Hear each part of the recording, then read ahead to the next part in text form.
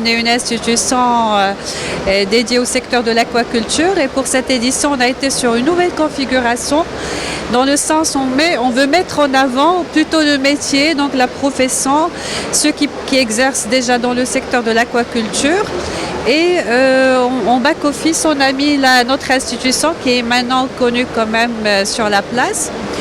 Et comme vous le savez, donc l'agence continue sur son élan à mettre en place tous les mécanismes, les outils nécessaires pour le développement de l'aquaculture marine dans notre pays. Et là, vraiment l'objectif de cette édition, c'est de faire la promotion des offres aquacoles qui sont déjà prêtes, notamment celles de la région de Souss-Massa et de Glmi-Mouadnoun. Et pour après également, on a l'offre aquacole au niveau de la région de la Méditerranée qui est en phase de finalisation. Donc c'est ça en fait notre objectif aujourd'hui, c'est vraiment de partager avec l'ensemble des visiteurs, des investisseurs, des équipementiers également, l'information sur ce potentiel qui est quand même très intéressant et conséquent. Il y a un grand potentiel, c'est ce que j'étais en train de dire. Donc la stratégie halieutique avait prévu une production de 200 000 tonnes. Maintenant, le potentiel au niveau des 3 régions, si on compte Dakhla, Agadir et la Méditerranée, dépasse les 300 000 tonnes. Donc le potentiel est là, l'administration, l'État fournit tous les efforts nécessaires pour faciliter l'installation des investisseurs. Maintenant, c'est aussi une affaire de l'investisseur du privé. Donc c'est le privé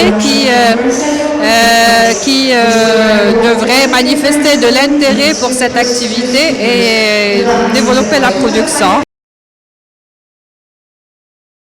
On l'a senti sur la région de Dakhla parce que, comme vous savez, on a lancé l'offre sur 6 000 hectares. On a reçu quand même 1318 projets, ce qui nous a posé une petite problématique au niveau de la gestion des délais de publication des résultats, dans le sens où la commission qui a été mandatée pour la sélection des projets est toujours en train de finalisation de cette sélection. J'espère qu'ils vont clôturer ce travail pour annoncer les résultats dans les meilleurs délais. C'est une solution pour la durabilité justement dans le sens où, surtout nous, la manière avec laquelle on est en train de vouloir développer cette activité à travers la planification aquacole qui tient compte de la dimension environnementale et sociale dans laquelle elle devrait être construite. Et donc, c'est une solution vis-à-vis de l'exploitation de ressources halieutiques. C'est même une solution vis-à-vis des activités humaines quand on parle par exemple de l'algoculture qui est une solution pour la protection de l'écosystème marin. Donc on est dans la durabilité.